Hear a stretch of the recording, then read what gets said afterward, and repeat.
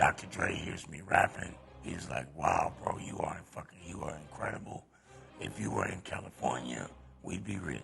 If they'd given you your rightful credits, the rightful money, the rightful everything, where would you be? Dead. They kept pushing me out of the way. I felt like they was trying to cross me out of the picture. How does it make you feel knowing that I'm sitting here telling you I couldn't listen to it? And so I show them that there's a way you can still be gangster, but be thoughtful and don't scare them, engage them. We didn't know whether you died, lived, lost your voice, any of that stuff, but we were all hurting for you. Wow, bro, thank you, man. There was 7 billion people in the world. Why do you think you were that guy that ended up in Dr. Dre's trajectory and became that guy? God gives his hardest battles to his strongest soldiers.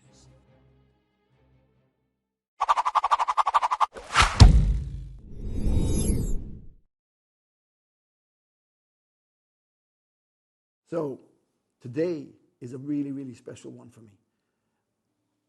When I started 521, I had a couple of main goals, and one of them was to interview a certain person and another certain person. I've always said about the LL Cool J one, and I've kept the other one quiet because I didn't think I was going to get the opportunity to.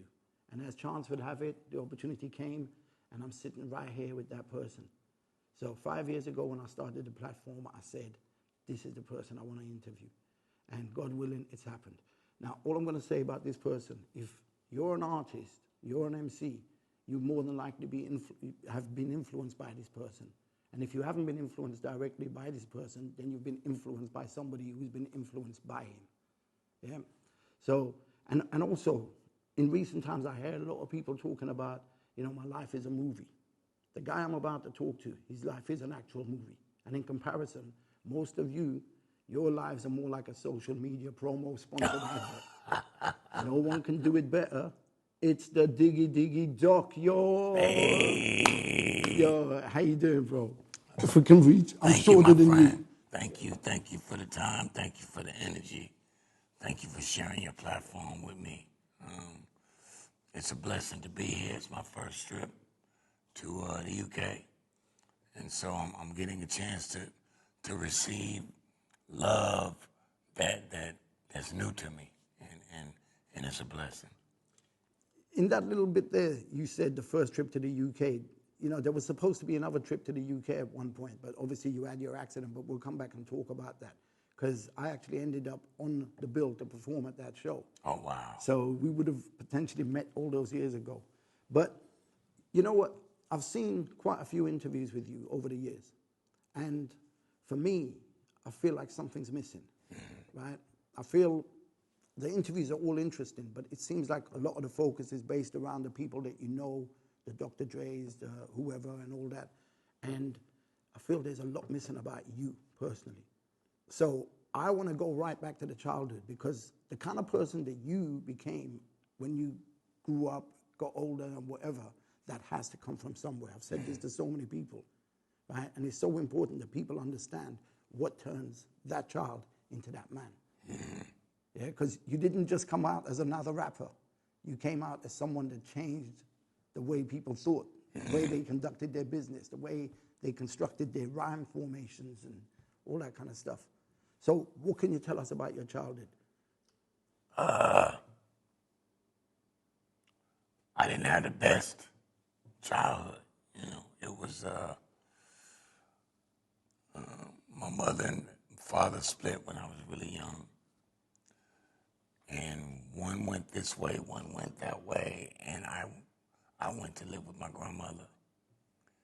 And that wasn't the easiest upbringing. My grandmother didn't read very well. So I read her mail and stuff to her. And she really loved that. And so that infused a love of reading in me. And I became a voracious reader as a young person. Read anything I could get my hands on. And growing up in the projects in West Dallas, there was no crime or criminality. We was all really poor, but there was no fear of being hurt because you're in this place, you know. It was just home. We was all broke, so we didn't know anything about, I didn't know anything about really racism or having or not having until they started busing us to the neighborhoods where the white kids were. Then I started getting an understanding about what racism was and what it meant to not have. Kids are mean, you know, and they talk bad to you, but overall it was loving. You know, when my mother and father split, I went and lived with my grandmother.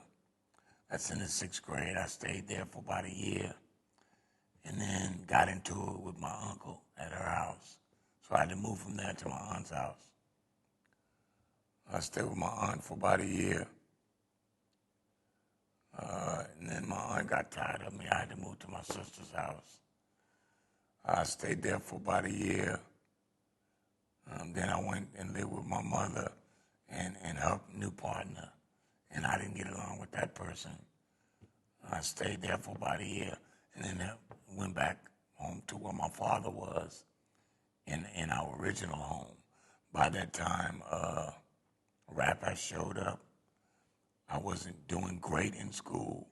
It wasn't because I was an unintelligent person. I just didn't get along well with people at school.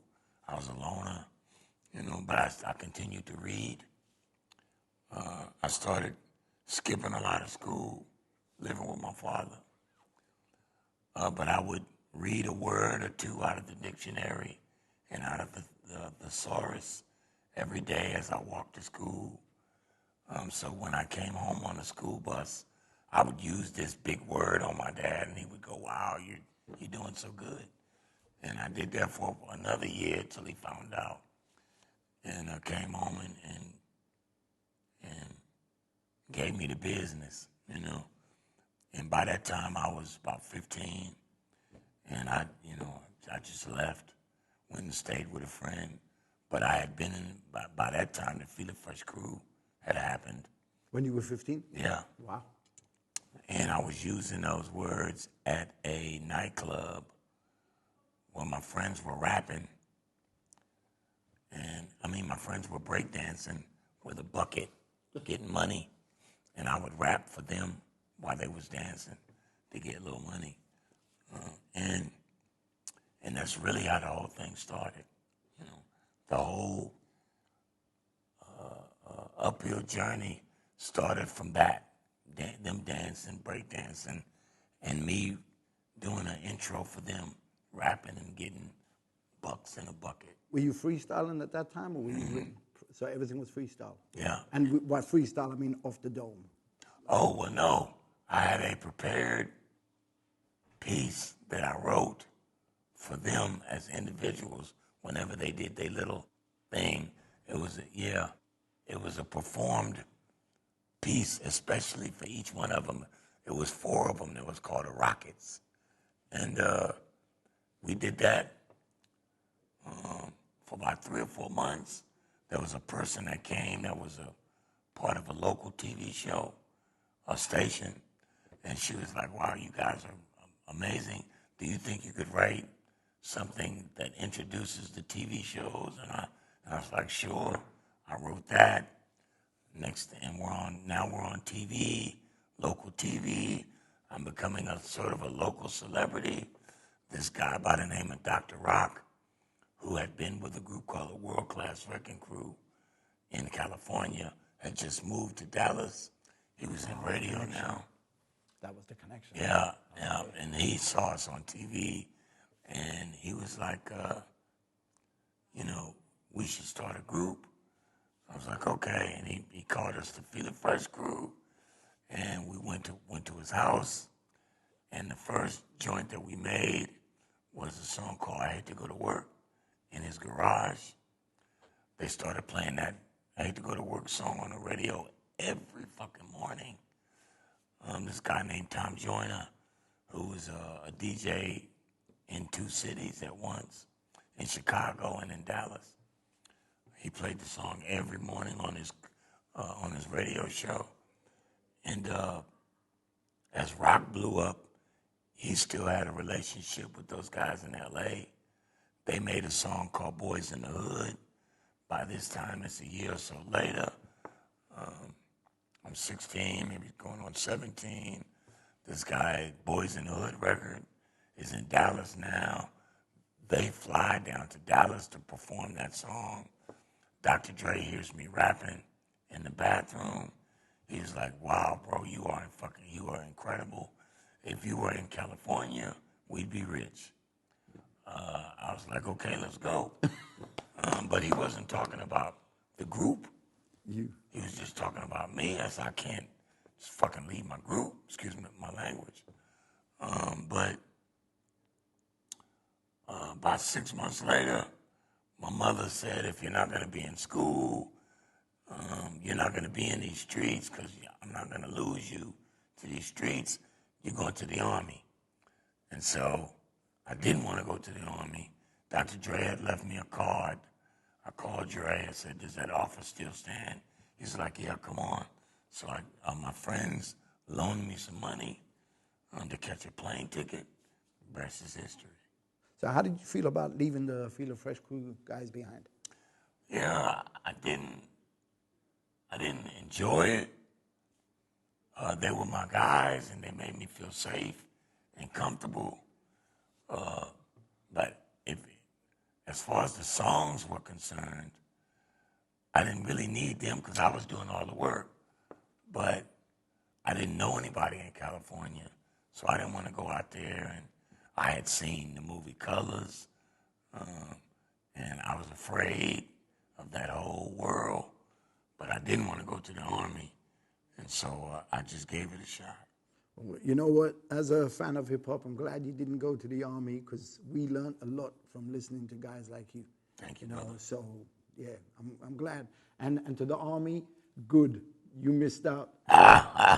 There's a lot of people in the Army that were in the service that come to me and say, I made their time better, because they was listening to me way over there and wherever the hell they was at.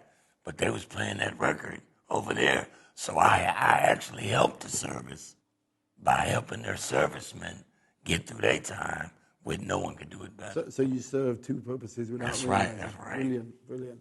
When you were talking about your mom, all your family members and just having disagreements and whatever that you couldn't stay with them, to me it sounds like the common denominator is me being an artist. I feel like sometimes I can be overbearing. Maybe, but I was a quiet kid. I'm an introvert, But what I did do was eat a lot. My uncle got into, when I said me and my uncle got into it, we got into it because I ate his stuff. When I moved with my aunt said, you got to leave because you're eating up shit.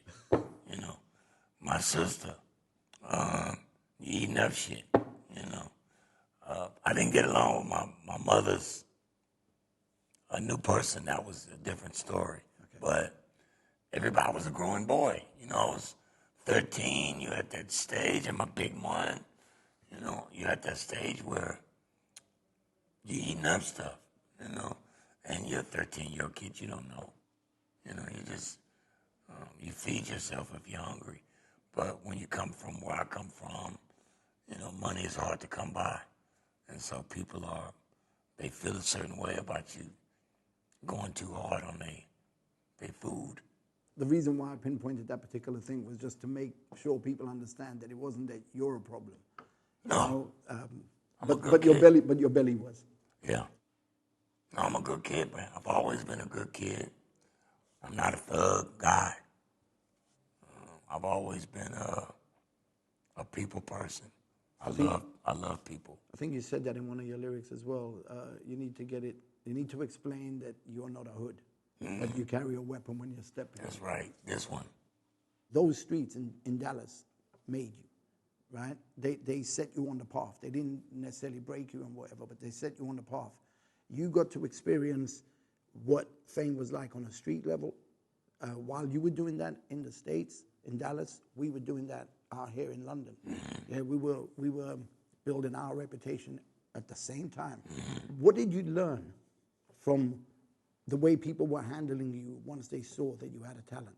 Did you feel like now people are treating you different? Did you feel like, why are you only showing me a bit of respect because I'm an artist, because you think I'm going to blow up? And what was your feelings? What was your my thing was different. When I was in Dallas, before I went to L.A., the support was very minimal. You know, that rap as a true art form hadn't blossomed in Dallas yet. Everybody was still trying to find their way. So everybody wanted to be the guy. Nobody wanted to say he's the guy, even though I was clearly better than all of them, you know. And so I never had overwhelming support in Dallas. In fact, when I went to California and made those N.W.A. records and ultimately my own record, when I came back to Dallas with No One Could Do It Better on a CD and played it for people, they were like, that's cool. Oh, they mad. Yeah, man. Oh, my God. It was like, it's all right, you know. That shocks me. But N.W.A., they were doing videos and blowing, you know. And I was like, I don't want to stay down here. I'm missing out on all the fun out there. So I packed my shit and went back out there because in Dallas, they thought I was, you know, familiarity. You know, we know this guy, who the hell is he? But in L.A., they thought he's woo. So I was trying to get back to that. You know what I mean? I think every artist pretty much says the same thing, that they struggle to get the love and the respect from their own people. But you step outside, you know, even if you start a business and you tell people, yo, I'm starting a record label, you'll find that people in your circle generally won't support you. Yeah. It's always, you know, if you want Until they see it. Yeah. Then when they see it, they go, I always knew. Yeah, I always knew. Don't forget me when you're famous. Something about you, I knew it. No, but you know, I don't judge people. I never expect from people. I follow my own path.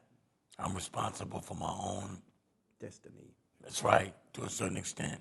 It's a G.O.D. thing. It's not a D.O.C. thing. But I don't harbor any ill towards anyone because my path is mine. It's what made me who I am, and I like the man that I am today. Sticking with the childhood thing, is there any particular moment in your childhood that you think led you onto the path it led you onto? That's a good question. Yeah. Think about it. When my parents split, I had to go to my grandmother's. They started busing, you know. You go into these different schools, the kids are mean. I'm not doing well in school. I'm poor. You have to wear the same clothes a lot. Kids rag on you, you know. I'm not black enough for the hood. I'm too black for the suburbs. So I'm crawling across. So I'm not doing well, you know. But my father, who I love and respect a lot, had a great singing voice. And as a child, 4, 5, 6, 7 years old, he would walk around the house and sing, especially during Christmas, Nat King Cole songs. And I loved that, you know. And he spoke well.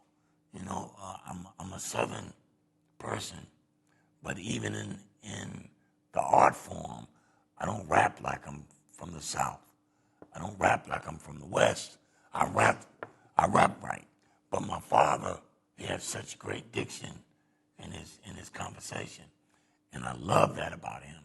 And so, in the 6th grade, after I'm back with my grandmother. I'm not doing well in school, and they have a talent show.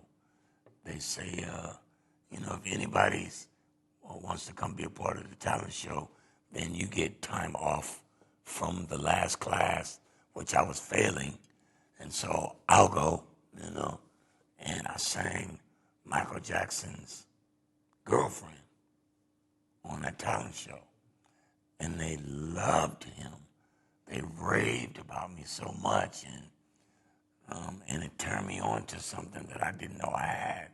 But that moment set me on the path that made me know entertainment was the way to go for me. So why the rapping and not the singing? But rap hadn't showed up yet when I'm in the 6th grade. There was only singing. No, but what I'm saying is, if people are getting crazy about you singing the Michael Jackson song, why did you not pursue the singing? I did sing until rap showed up. And then, like I said, living with my grandmother, I read her mail, I read all these books. So when rap showed up, I had a lot of big words and complex sort of understandings that the average person didn't have. So I was instantly really good at it. And so the same feeling I got when I started singing and people freaked out, that same feeling came when I started rapping and people heard. And I went, oh, okay, this is my lane. And then I saw, heard Run from Run DMC and saw, the movie is called Crush Groove. When I saw Crush Groove and I saw Run rap on that stage, that's who I want to be. Dangerous. Yeah. I kind of thought you were going to talk about that, but I was just hoping you weren't going to say Tougher Than Leather. No, I didn't get into that one. Yeah, me neither. The first one, Crush Groove, when he was on that stage, he was mad at his brother. And he said, there's a whole lot of superstars. This is my motherfucking house. Man, come on, bro. I was like, I'm going to be him, because I knew I was better than all of them, but they weren't giving me what I thought. But they done you a favor. Yeah, maybe. I believe that whenever these people do what they do, all they're doing is just waking up the dragon inside you. Yeah, man. Yeah. So it's the thing that inspired me to carry on doing what I'm doing. And like I said, I always say like my biggest inspiration is LL Cool J because of how young he was. And I was 2 years older than LL, and I'm seeing this kid doing this, and I'm thinking if he can do it, I can do it. But the other inspiration was all the naysayers. Yeah. That was the biggest inspiration for me. Keep saying no. Keep saying I'm gonna fail. So I kind of get that in you as well. Sure, everybody has that demon that they gotta face. When you're coming up, because nobody's gonna be able to see your dream as clearly as you do. We talked for a couple of minutes before the interview, and just to see how our stories kind of align as well, that we were on a similar trajectory, just in different parts of the world. And now you're talking about the stuff that I've been through, and there's a lot of similarities, So I appreciate your story even more as I'm talking to you. Thank you, bro. When we were rapping in London, there weren't that many rappers. We were pretty much one of the first lot. There wasn't, literally, it must have been like 10 rappers, 15 rappers or something. So in Dallas, would you say you were potentially the first ever rapper in Dallas? I was a part of that first wave. But there were other rappers there. Sure. It was... And what's the competition like? Not much, for me. I was pretty goddamn good, but there was a lot of good young rappers there, male and female. Dallas is a gym. It's a lot of really talented people there. And Erykah Badu, the singer, is Erykah Badu. Come on, we know the relationship as well. So. She used to be a rapper. We was rapping against each other back then, That's how you met? Yeah, kind of. Being at those teenage clubs, and she was in a group called the Deaf Ones.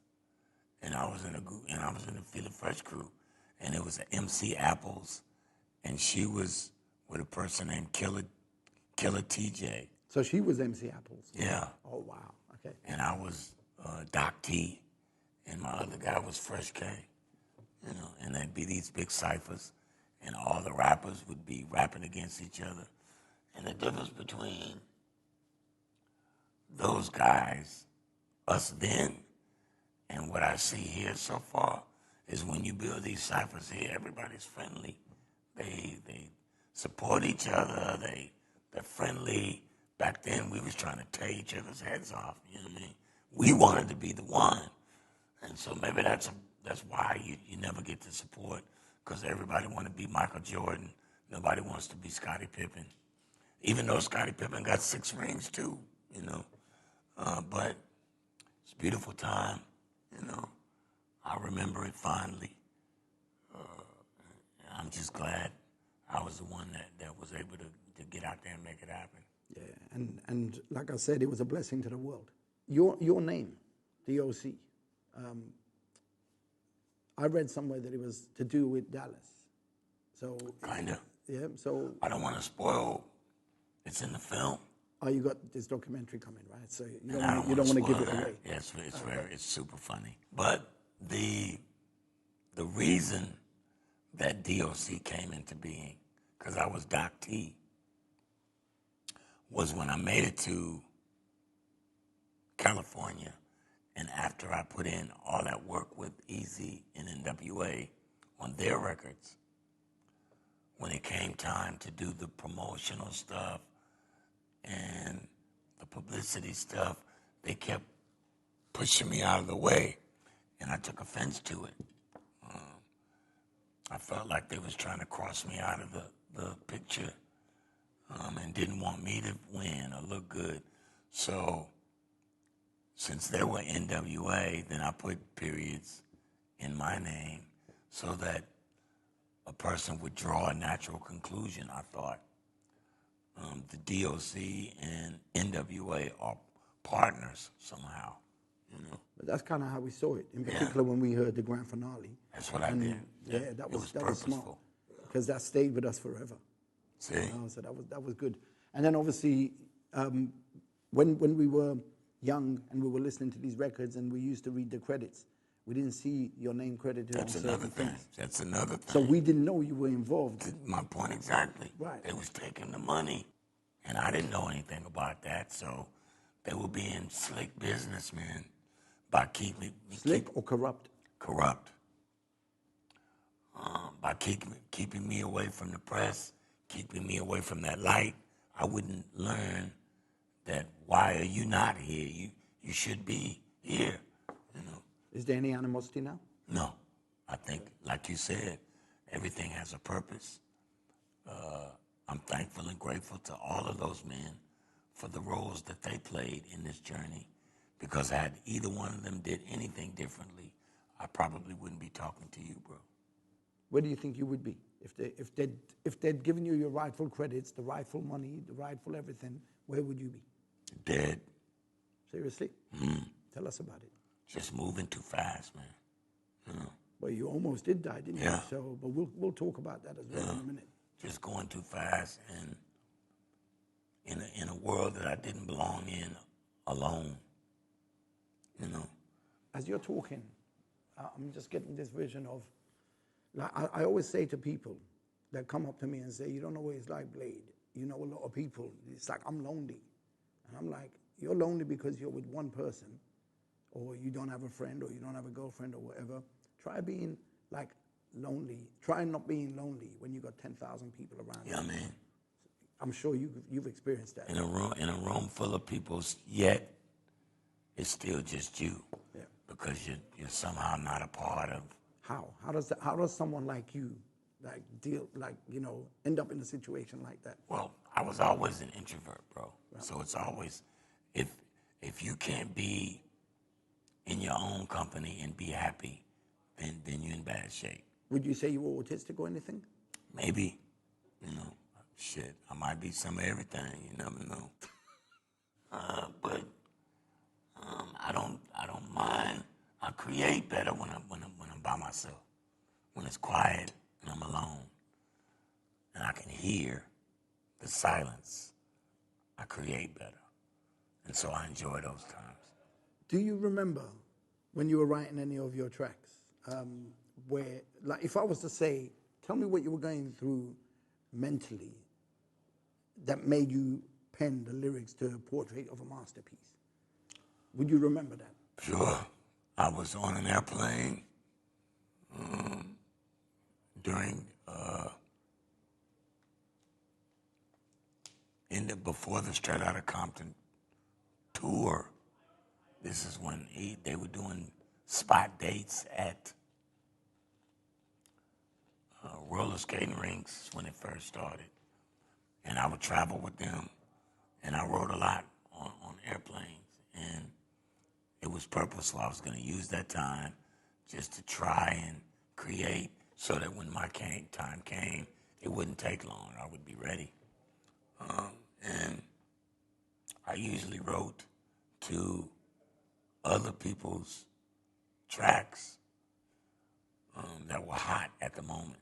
And I can't remember where that song came from, but it was a super fast one. And I was just trying to see how fast I could go and make it sound good.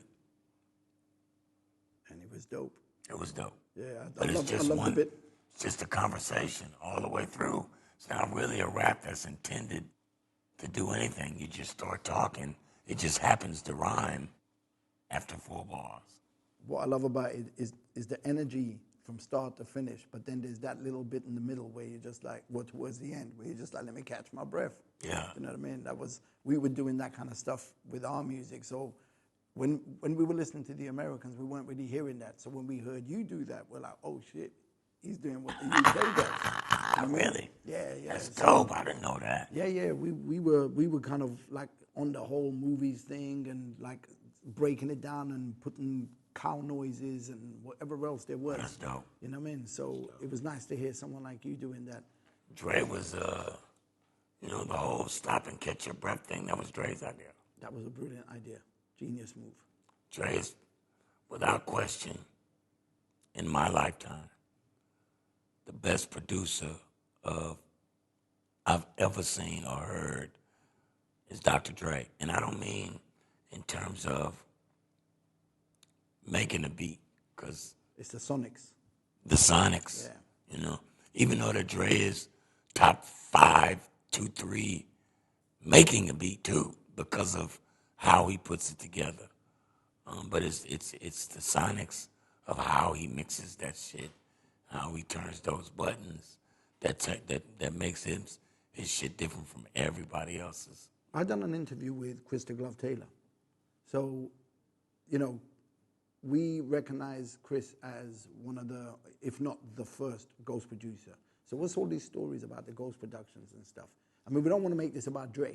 You mean in our camp? Yeah. Like nothing you've ever heard is just one guy. Okay. It's always a group of us working together for this. So you worked with Chris as well? Yeah. Yeah. Chris the Glove. By the way, he said to say hello. My guy.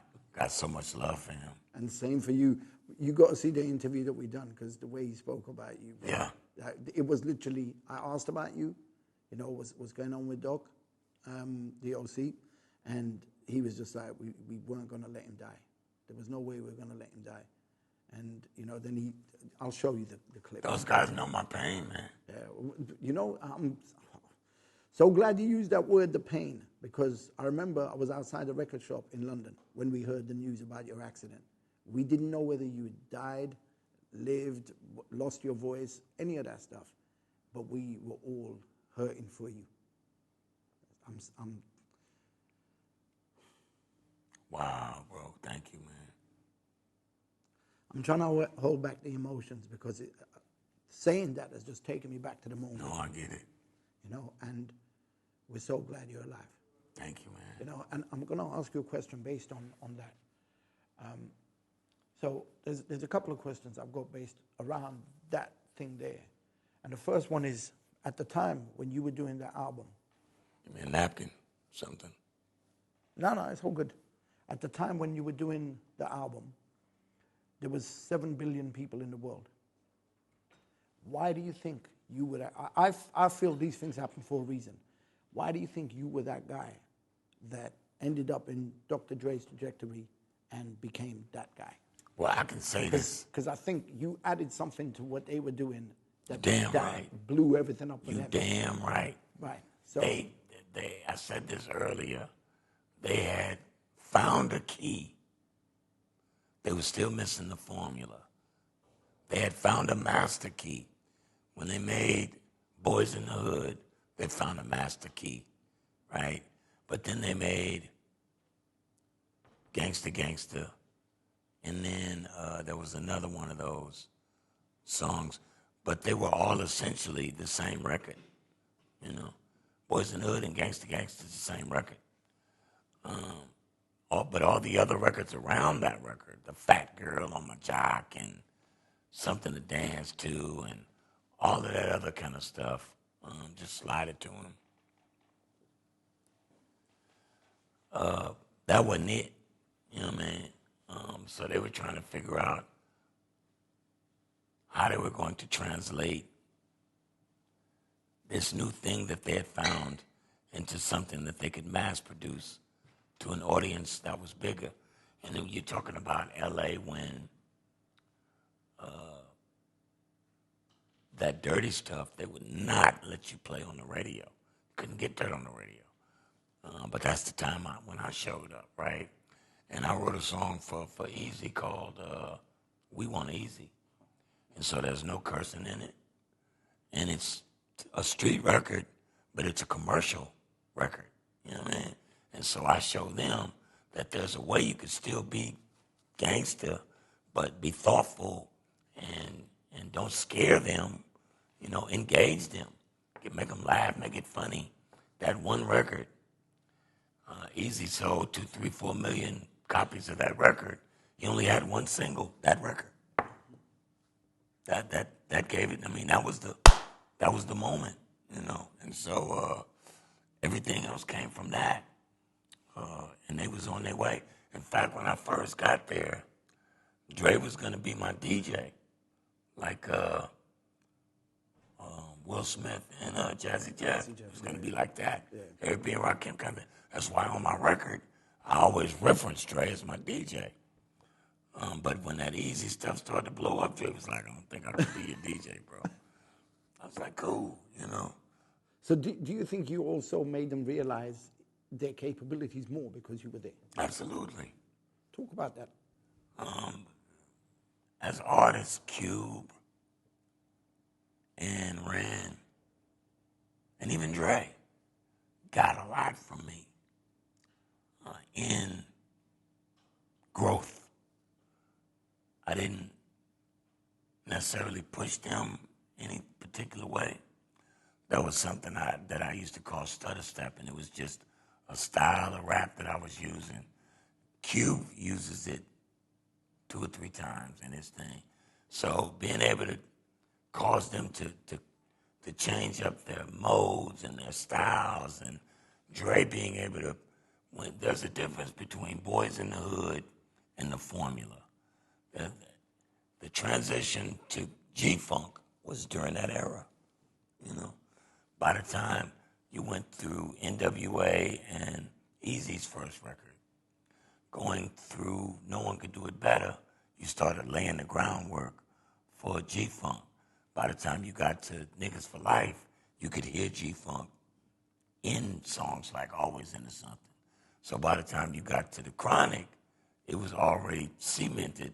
Dre had found his sound, and I take pride in helping him find his way, you know, to that point. I'll tell you what I noticed. The big change from Eazy's album to yours was yours had a lot more melodies. Mm-hmm. And that's what we lot gravitated. Like you're talking about the formula. Listen to the B line there. Mm-hmm. Dun, dun, dun, dun, dun. Do you know what I'm saying? It's like, this is the formula. And actually talking about the formula, there's a place in London called the Trocadero, which I don't know if you've heard of, but it's in the center of London. And we used to hang out there a lot. Quite often we'd get chased out by the security because we're stealing, causing trouble. You know, it's like the usual stuff. But they used to have this, you know, when you get these passport booths where you go in and you take a picture. Sure. So they used to have this booth in there, but it was a clever idea. What they would do is they'd have people's videos. So they had your video, Formula, was in there. You've done a video for Formula, right? Yes. It was that track. So, so your video was in there. But what they did was you could go in and you could pretend to be you. Oh, wow. And they would take you out of the picture. What? And they would literally do an AI 30 years before. What? I'm telling you. Right? And I was speaking to my friend yesterday, and I was like, do you remember when you did that?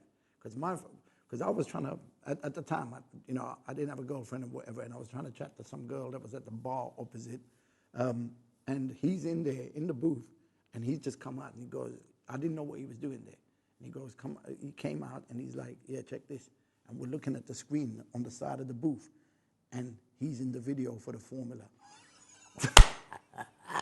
I got so many stories I can tell you like that. That's amazing. So there's that one, and then you talk about we want easy. You probably get pissed off at me at this one, but I'm going to say it anyway. We got a phone call of about 3-4 days before the show on the 29th of, I think it was 29th of March or May 1990. And I think you were supposed to be at that show, but you had your accident. The show was booked months in advance. So we got a call saying that Above the Law and Michelet had canceled, and they needed someone else to support. So they asked me to support because my name was bubbling on the street. We organized 2 coaches, and we basically got 100 people, and we went all the way to Birmingham at the Hummingbird. So I think London Pussy was supporting. They were on the bill. We weren't on the bill.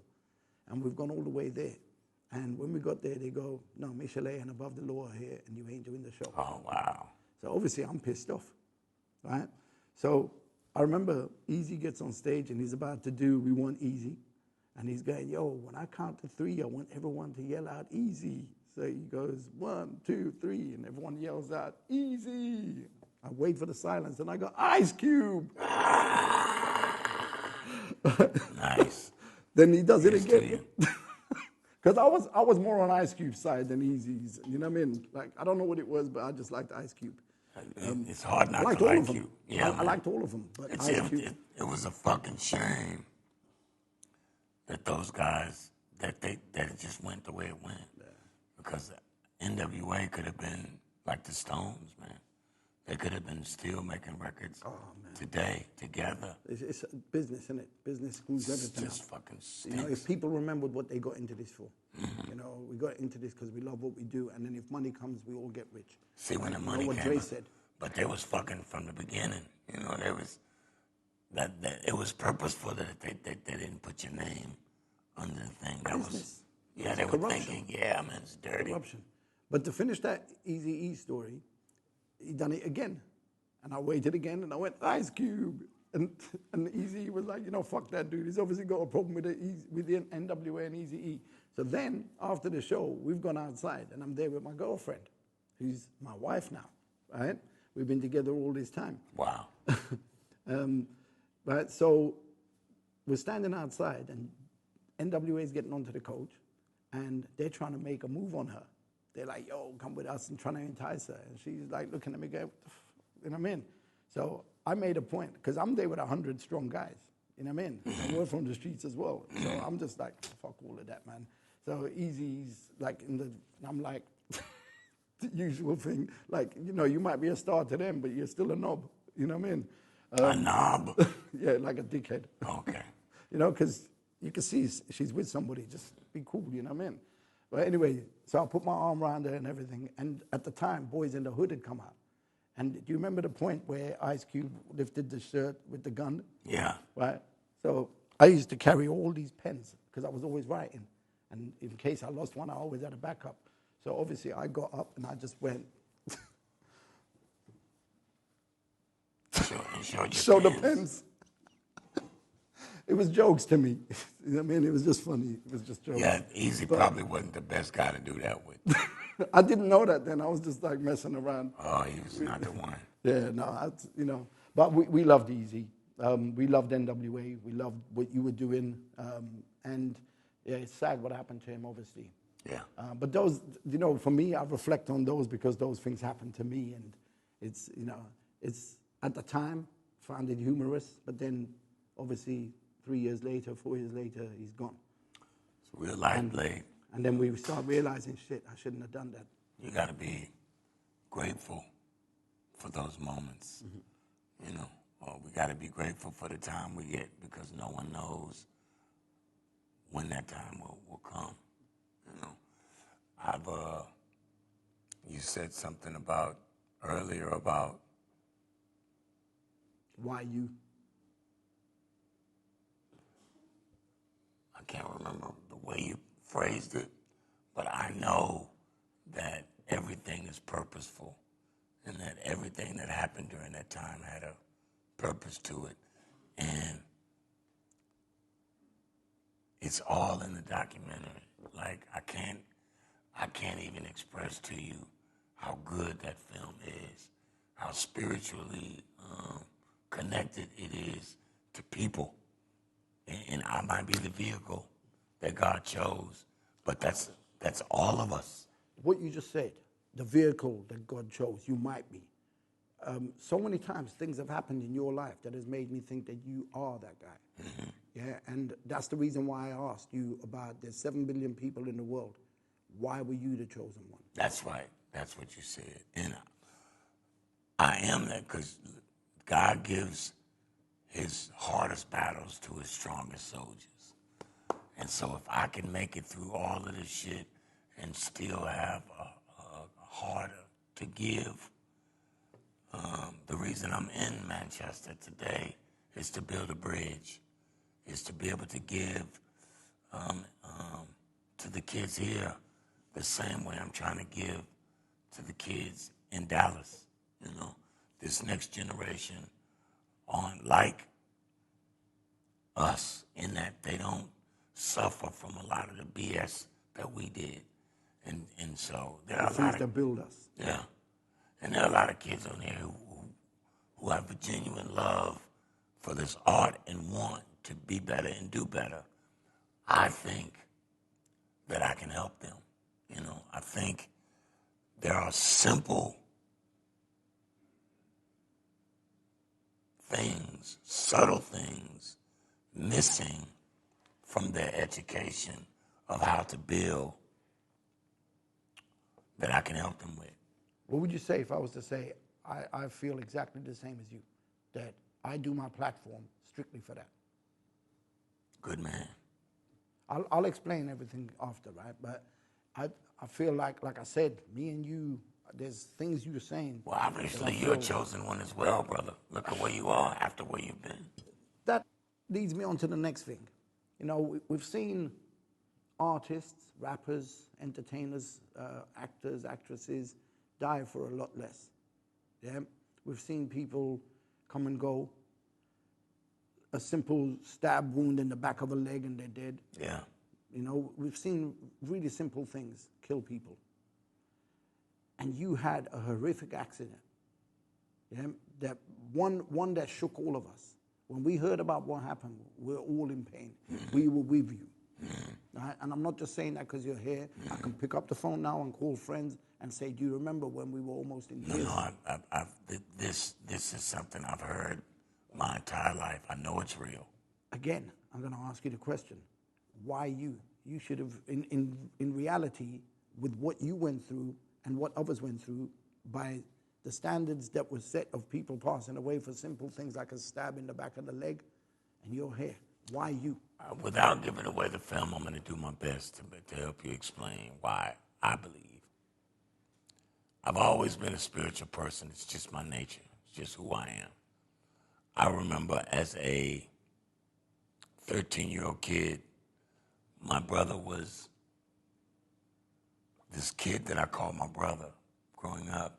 He would steal his mother's car, and we would drive around the hood talking about God in his mother's stolen car, you know. But when my mother threatened me to go to the Army, I prayed.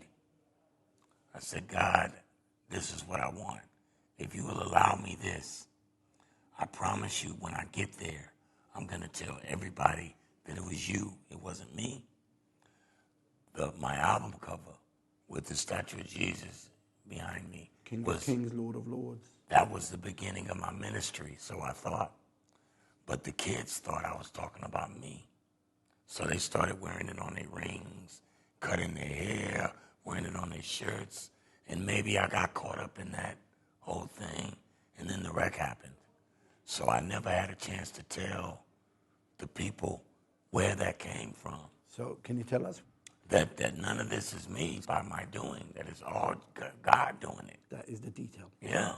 And so I'm here today after a revelation in 2020 where God came to me and said, you can let go of that pain. You didn't do that, I did that. And I did it for a purpose, and you're about to walk in that purpose. That was the year COVID happened. I did my documentary that year. At the end of that documentary, I was teaching kids. I had no idea a year later I was going to be actually trying to build a school and teach kids. So this is all God doing. You know what I mean? I'm walking his path. And so, but I want to make sure I mention this to you. I got a nonprofit called DocuChats. The address is D.O.C. DocuChats.org. DocuChars.org. One of the reasons I'm here is because I got limited edition copies of No One Could Do It Better pressed up with the documentary as the album cover.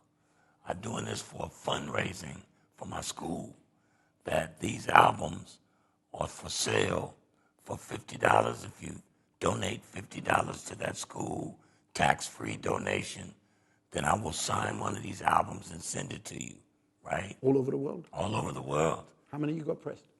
I'm only getting 100,000 pressed, right? But it'll go as long as... Sorry, did you say 100,000? Mm-hmm. Okay, I thought you said under 1,000. So 100,000. 100,000. Wow. And so any help that I can get from you to move those things here in the UK, not only will I sign them, I'll come back to sign them, you know. Besides, I'm going to be spending a lot of time in Manchester because I got a new mission. It's just called Straight Out of Radcliffe. Do you do any performances where your vocals are concerned at all? I am. I'm building a new record right now. Okay. I'm going to call it N.W.G. I'm not going to tell you what that means yet, but I'm going to release it this fall, around November, all with this voice, because I believe in this voice now. I'm not afraid of it anymore. I'm going to tell you something, because when you put your Helter Skelter album out, we were waiting. We were eagerly waiting, and I believe that was 96. Mm-hmm. Because of what happened, I went and bought 6 copies of the album. Wow. Right? And I'm going to be honest with you and say I couldn't listen to it. Mm-hmm. And the reason why I couldn't listen to it, I listened to it once, and it was too painful to listen to. Not because it was bad, but because of what had happened to your voice, and it was the first time we heard it. Mm-hmm. And I ended up giving all the copies away. Wow. I actually bought 6 copies to make sure some of my friends got it, yeah, and make sure they didn't sell out and whatever, and I wanted 2 copies for myself.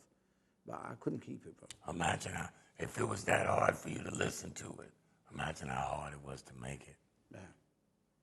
But I don't mean that as a disrespect thing. No, I don't take it as disrespect, because I loved that D.O.C. that made No One Could Do It Better more than you. So to have to turn into the D.O.C. that made Helter Skelter was painful. I went through a lot of drugs to even be able to do that, a lot of alcohol. But that was a part of God's journey for me.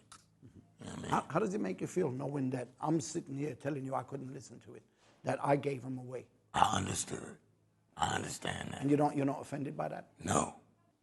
I never went out and tried to promote the record, because even though people liked it, some people did, I didn't. Because it wasn't, no one could do it better. For me, it wasn't that. It was just, every time I heard your voice, it just took it back to the day the accident happened, and we heard about it. And I'm a sensitive person. I keep saying this in all the interviews I do. A lot of the interviews I do, I say I'm a sensitive person. So these things get me in the heart. Oh, I see. I see. So I don't mind. I can sit here and cry on camera because something touched me in a certain way. You know? Well, you need to go see my documentary and take your wife. Both of y'all gonna be crying. You're gonna laughing. You're gonna be loving. And that is another thing that was great about like No One Can Do It Better, because you had different emotions, which I feel like nowadays when you listen to an album, or even back then there was certain albums you'd pick up on and it was one topic all the way through. And it might not be, it might be delivered differently and whatever, but it's almost like, do you not smile somewhere in the 24 hours? Do you not like get angry in the 24 hours? Do you not get happy? Do you not get sad? That's right. You know, and I tried to capture all emotions, and to me, you were doing that. The full round human being. I'm not a character. I'm a man. That means I hurt. That means I laugh. That means I love. And so if I'm creating art that's an extension of me, then you should be able to get that. Not very many people have that skill set. But I'm really good at expression. Obviously, we need to talk a little bit about the whole N.W.A. and the Dre situation and whatever. I don't want to dwell too much on that because it's all already out there. So you can go and check it in other interviews and everything. One thing that really stuck to me was when I was watching Straight Outta Compton, which I think was made 10 years ago now. And there's a scene I remember where you were at the studio, all of you were at the studio, then you come out. And then I forget who it was that had to go and speak to the girlfriend, then the police came round and then all of you are outside and then the police is harassing you. And this isn't a D.O.C. question, it's more an N.W.A. question. Like, because what happened, you were there on the day, right? Mm-hmm. That never happened. Something like that happened. Okay. But it only happened to Dre and I on the way to the studio, and the police pulled us over and they gave Dre the business and he got mad. And when we got to the studio, Cube had that record, and so we built it. It was just that whole song came out just because Dre was pissed in the moment. And so we're gonna do it. So did Dre tell him what to write? As in, no, Cube had already written the record.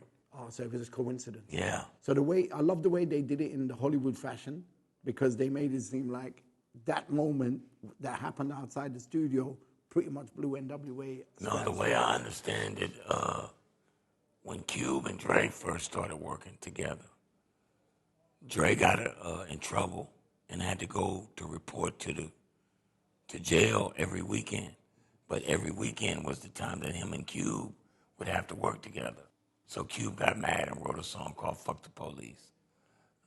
And I don't know, maybe a year in it, he said he threw it away, but Sir Jinx pulled it out the garbage and says, no, keep that.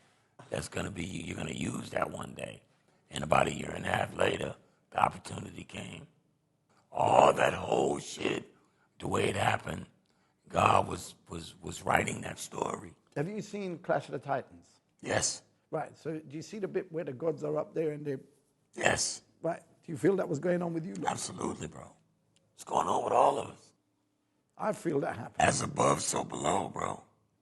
It goes over everything that happens down here already happens up there through conversation.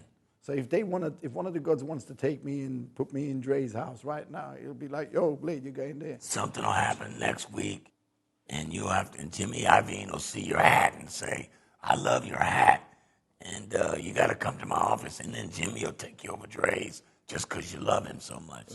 Anything can happen, bro, in the world. And besides, now we're friends. You and I are friends. We plan on doing things together.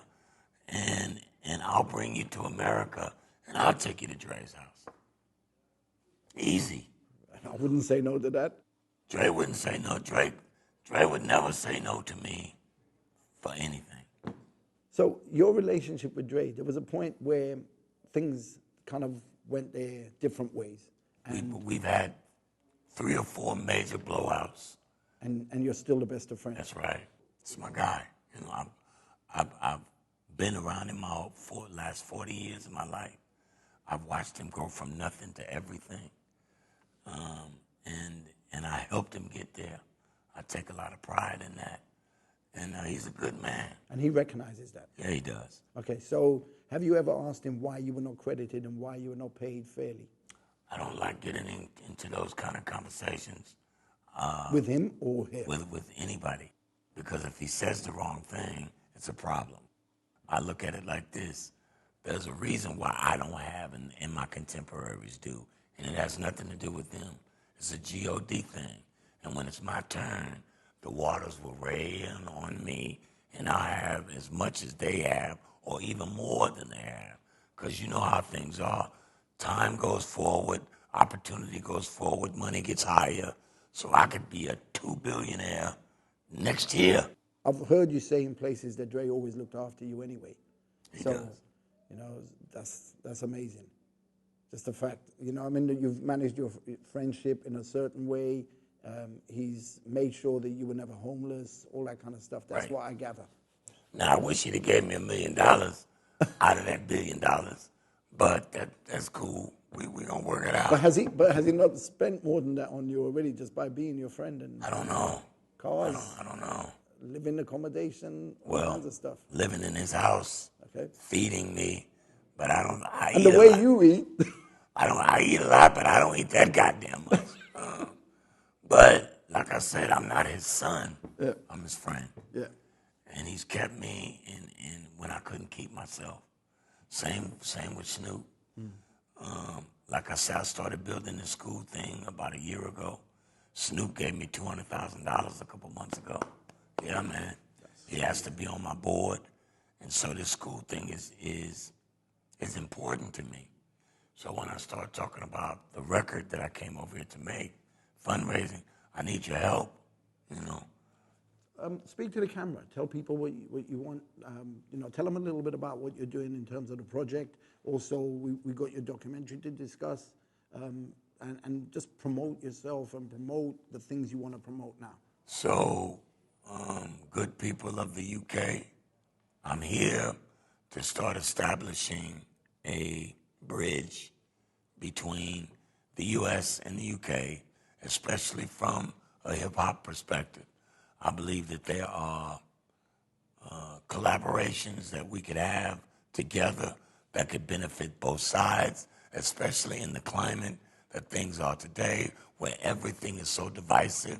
I think that what we need, to quote the boys from Liverpool, is a little more love, right? And so I'm here right now in Manchester, building bridges that can express that. But what I'm building in America is a school called the Dreams Experience Academy, the DEA for short, where we make the good dope. And I'm over here to build these limited edition copies of my first album, No One Could Do It Better, with my documentary poster as the album cover. It's a fundraising tool that if you go to dockids.org and donate $50 to my school, I don't know it in quids, or It's about 42, 43 pounds. 43 pounds, then I will send you a signed autograph of that record, and give you access to all the things that I'm doing in the future, including when I come here to premiere that documentary or the new album that's coming out in November of mine, or anything else I'm doing in Manchester that you feel like I can help you with. Not only that, the school is starting in the States, in my neighborhood in Dallas, but I'm trying to extend that model here in Manchester. So really help me help these kids. It's really worthy. It's a write-off, and it's good for us. It's good for you guys, and it's great for our kids, and it's great for our world. Any help that you can give me to help these babies, I would greatly appreciate it. Thank you. What inspired you to do that? Because we live in a time where so many people are so selfish, all greedy, all about me, take, never give. I've never been like that. I mean, you can look at my history. Yeah, I know that, but what made you decide, like, yo, in a time when everyone is like that, where, because it's soul destroying. When you see people doing that, you kind of, as a human being, you kind of look at yourself and go, why should I care? I was built for a time such as this. I was made for this time. When you think about me, D.O.C, as an entertainer, one of the things that is so important about my school is that one of the verticals is music and technology.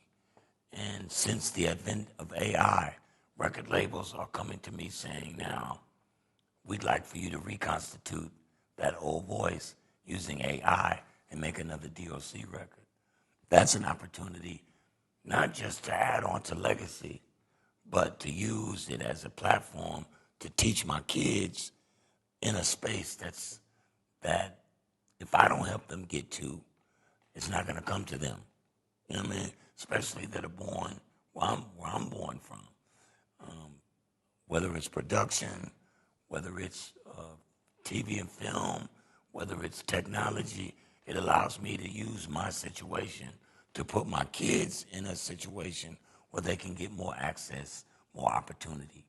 And making another D.O.C. record with that no one could do it better voice is very entertaining.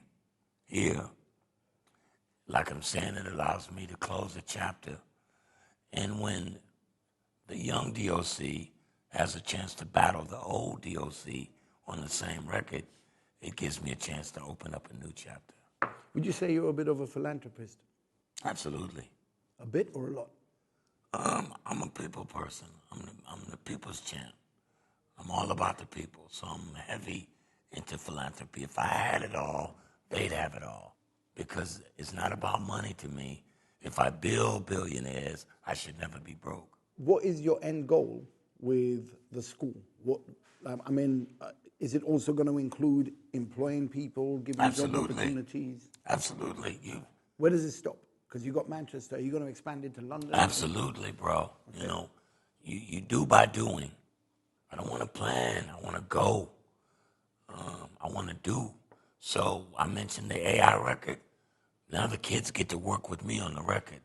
Now they're getting paid not just to do a job, but depending on what they do, they get residual income from that job. And going forward, whatever I do, you do with me. My kids go with me. I'm building my own army of Generation Z soldiers to come and fight by my side for unity, for power, for the people. You know, that's what I'm on. And I think I'm the man for the job. On the subject of being the man for the job, okay, so I don't want to, again, like I said, I want this to be your story rather than N.W.A, Dre, and all that. But you had Ruthless Records, and then you had all the other businesses that you started with Dre. Is there one called Fusion or something? Future Shock. No, Future Shock was Future Shock turned into Death Row. Right. We started out as Future Shock, and Future Shock turned into Death Row. And by the time it went from Future Shock to Death Row, that's when my name disappeared from all the contracts.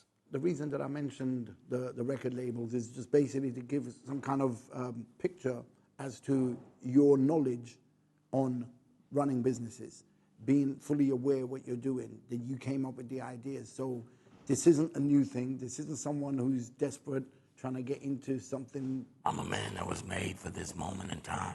Right. I've been built brick by brick to be this man that I am today. I understand you mentored Snoop, right? Absolutely. So you've mentored probably the most famous rapper of all time. Yeah. You have been involved in probably the most notorious and credible hip-hop label of all time now, with Dre and everything. You've been involved in business dealings with some humongous names, so this is not a joke. This is something that people need to take seriously. And the reason why I say that is because there's a lot of people who always hear Dre's name, who always hear like Suge Knight and whoever else they hear, right? But we very rarely get to know about you. That's fine. You finna start hearing my name now. For those who don't know, what would you say to them to make sure that they take you serious? I'm not worried about them. I'm walking my path. That's right. So if you don't know, you gon' know. Yeah. But I want to tell you thank you for your time and energy. And I know our time was a little short. I'm coming back in October. We'll make sure we have a full day and we can do this again. Yeah, I mean, I've really enjoyed it. Like, I wanted to get a lot more. Like, every angle that there is, whether someone else is mentioned or not, I want to get your story, not theirs. No, we're going to come and finish this. That's what I want to do. I want to get your story. Thank you very much. God bless you. All right.